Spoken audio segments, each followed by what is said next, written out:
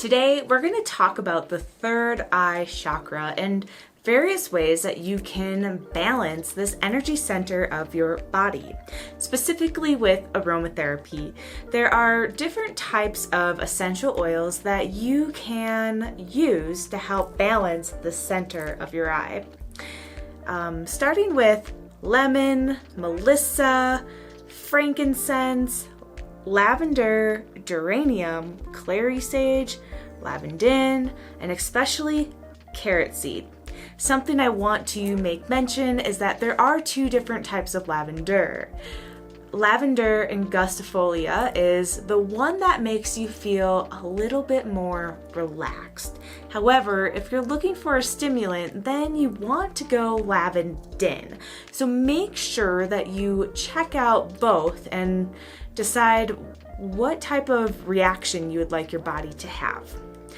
Now, for essential oil bracelets, you want to start off with a clean surface just to make sure that nothing else can get in your working station. You're going to have your essential oil bracelet, and this one uses lava beads. Your first step is to choose your essential oil. I'm going to use melissa, which is also known as lemon balm, one of my favorites. You stretch the essential oil bracelet just a little bit with some fingers. Add about 1 to 2 drops on your bracelet. Set it down, and you can allow this to dry for up to 10 minutes. This essential oil bracelet will last usually 2 to 3 days.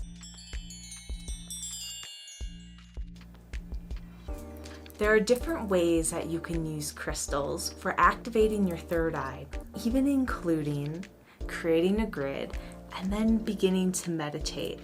So depending what crystals you have at home, you can use amethyst as an activator and then place selenite around it. Labradorite is also a third eye activator. So now I'm going to create this simple grid here with these crystals, and then you can begin to meditate nearby.